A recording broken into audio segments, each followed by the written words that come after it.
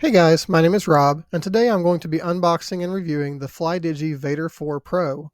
This is a wireless controller that's compatible with PC and Nintendo Switch, though we're also going to test out Xbox compatibility using an adapter.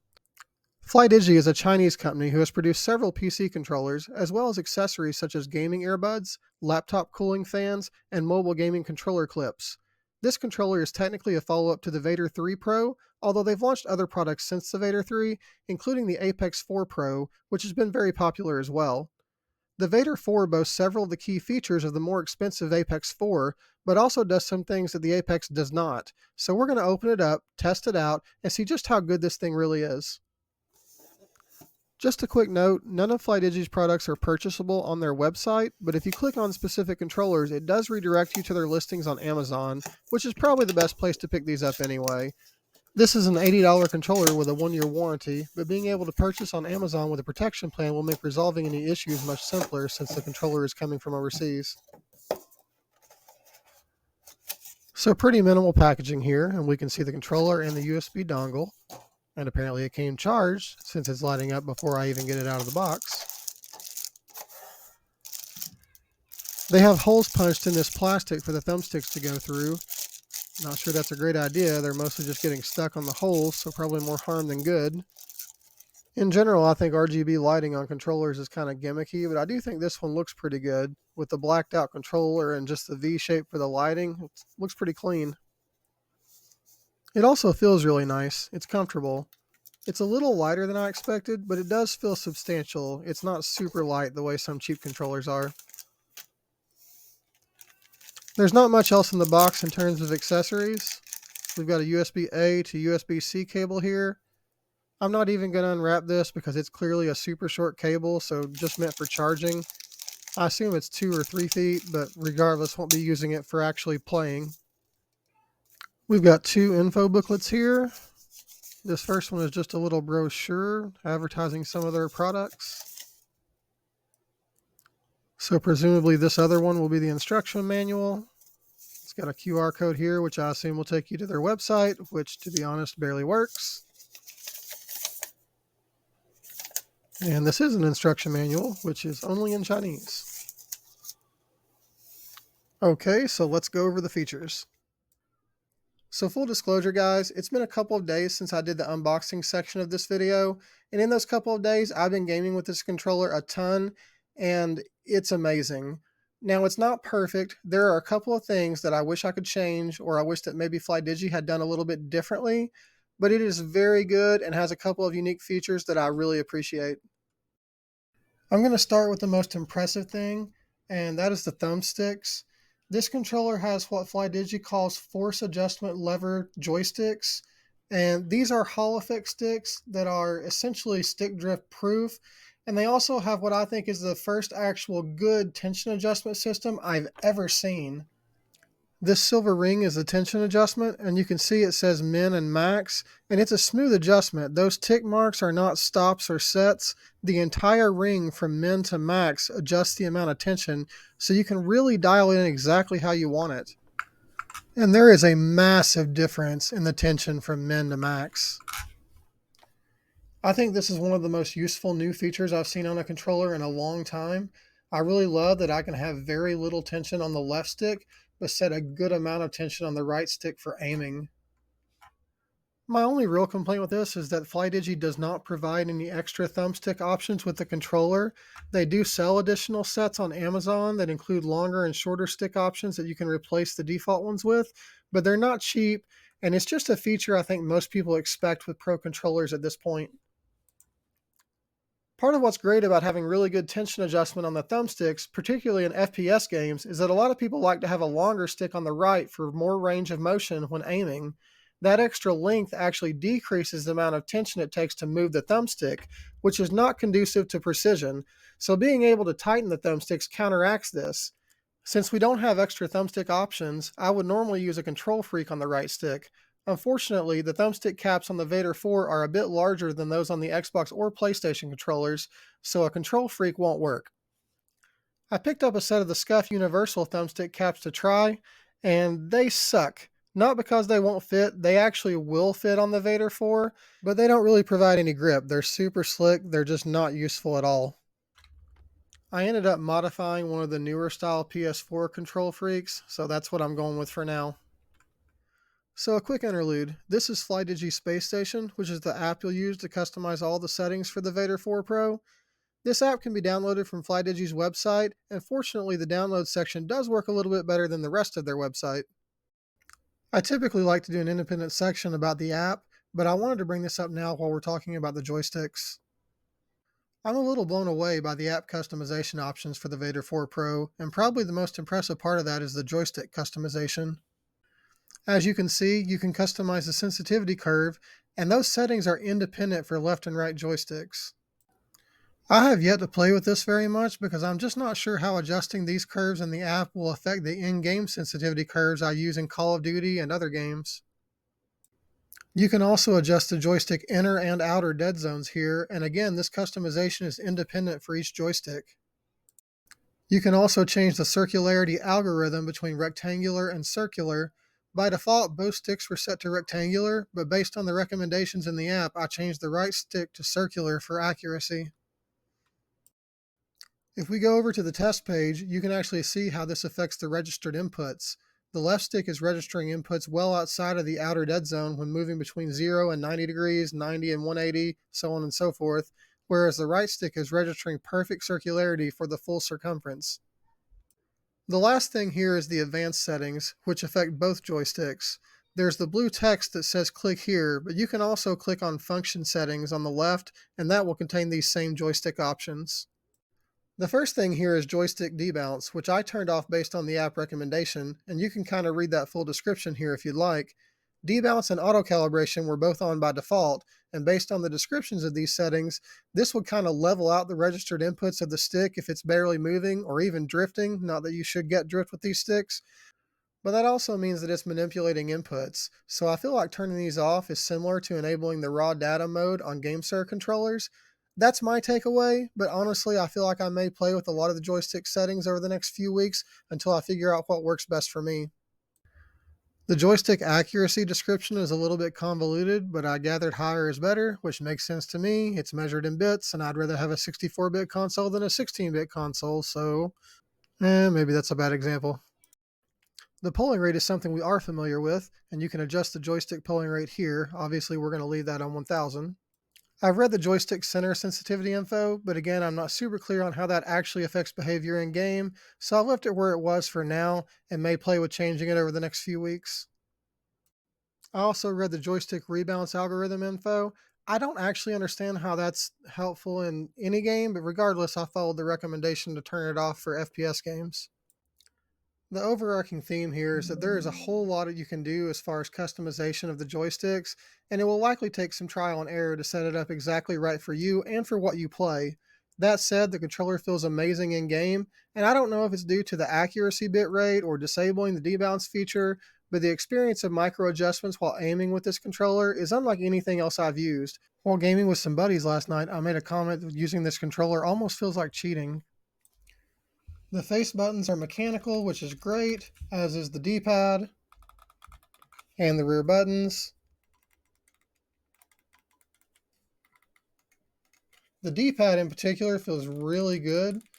I, of course, mostly play FPS games and a few sports games here and there. I rarely play fighting games these days, and I did not specifically test any with this controller, but I would imagine it would perform well for roll-offs and stuff, as it clearly has 8 distinct gates. The Vader 4 has 6 extra programmable buttons, so it's got the 4 rear buttons labeled M1 through M4 on the back, and then it also has the C and Z buttons below the ABXY buttons on the front. The placement of these buttons is maybe my biggest complaint about the controller overall. I'm not a big fan of the inside-outside rear buttons, but this is the standard layout on Flydigi controllers. The buttons feel fine, and the outer buttons are in a good spot. The inner left button even is fine, but my complaint with inside and outside rear buttons on Xbox-style Pro controllers has always been that the inside right button is just a little further stretched due to the position of the right thumbstick, so it's just not the most convenient layout. The redeeming factor here is that not only can these buttons be mapped to the face buttons, D-pad arrows, bumpers, etc., but they can also be mapped to keyboard bindings. You can see here that I have the C button mapped to Z on the keyboard, which is what I use for push-to-talk in Warzone. I also have that inner right rear button that I don't really care for mapped to R, which is reload for me in Warzone. This is kind of a game changer if you play a lot of Warzone and are on controller, because you can have a dedicated reload button and still have tap to interact set on its default button, and you never have to hold a button to do either. Apologies to all the non-Call of Duty players watching, but if you know, you know. And then finally, we've got the trigger stops, which are fantastic. So these only have two settings. You've got the trigger stops all the way off, and you've got a full pull analog triggers. And then when you turn them on,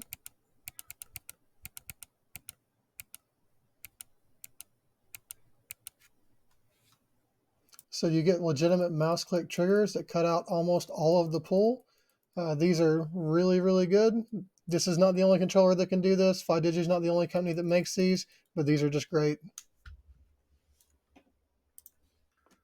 So now we're going to jump over to Gamepad LA to test polling rate. We know that this controller is advertised as a 1000 Hertz polling rate out of the box, and allegedly that's wired and wireless, meaning no need to run overclocking software on this thing. But we're going to check it both wired and wireless just to make sure that's actually the case. We're checking wired connection first, and since we know it should be 1000 Hertz, we'll go ahead and run 6K inputs. We can already see it's looking like 1 millisecond of latency. And yep, 1000 Hertz with average latency of 1.08 milliseconds. All right, and now we'll go ahead and try it wirelessly. Again, we know it's supposed to be 1000 Hertz, so we'll do 6000 inputs.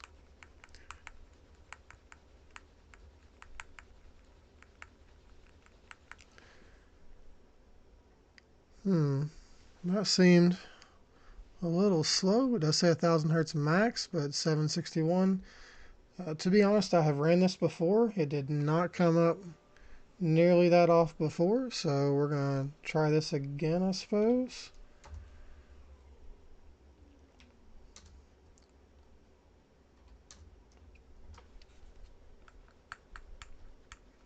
And this is already looking better. Not sure why it was so slow the first time. It is a little better, 915. Average latency is the same as it was on the wire connection. So wirelessly, it is 1000 Hertz, although again, it's a little bit slower than the wired connection. Okay, bonus content time. I've been using this controller on both PC and Xbox for the last couple of days. I played Warzone on Series X last night for about 4 hours, and it felt really good. I did that using this adapter by Brook Accessories. This is the Wingman XB3. I have never tried the previous iterations of this adapter, so the XB1 or the XB2 converters, but I have used other Brook converters previously.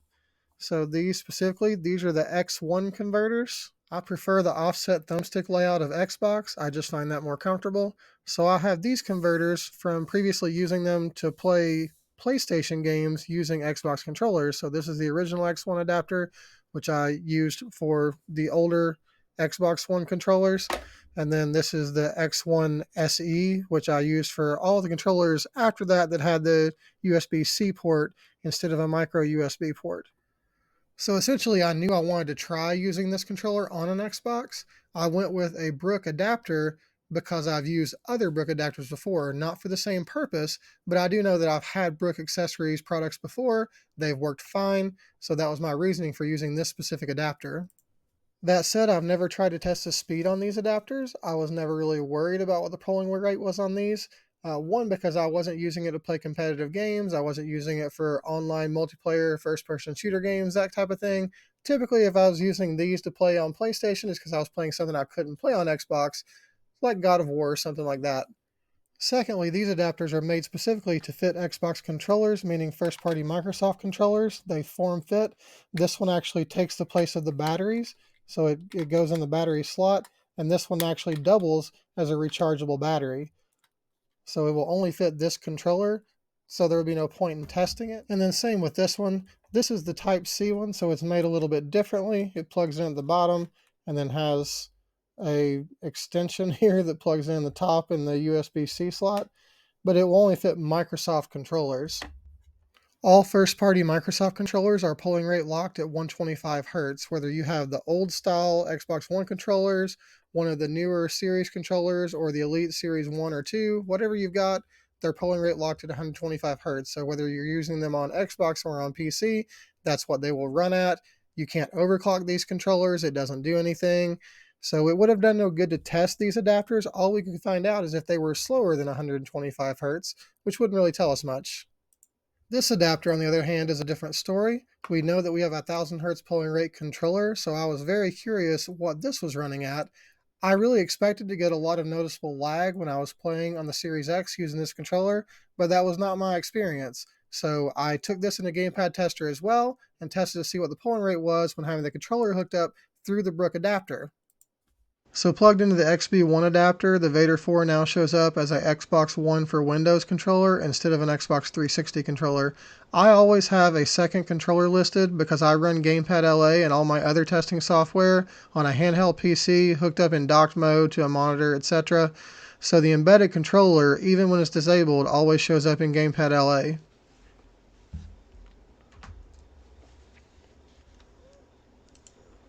So we're going to go ahead and run this. We don't know what we're going to get, so we're going to only do 2000 inputs. And it's showing up as 500 Hertz. The jitter's kind of high at 0.46. It was like 0.26, I think, when we had it hooked up just normally.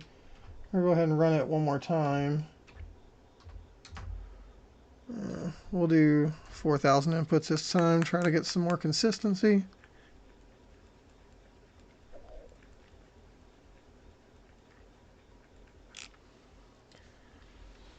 Still, the jitter's kind of high, but it is showing up as a 500 Hertz polling rate. Not 1000, but 500. Average latency 1.97 milliseconds. So now we're going to try wirelessly. That first test was wired.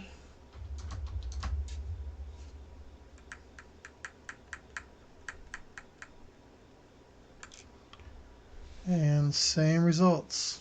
Pretty much about the same jitter. 500 Hertz polling rate, 1.98 milliseconds. This is with the wireless dongle, not with Bluetooth.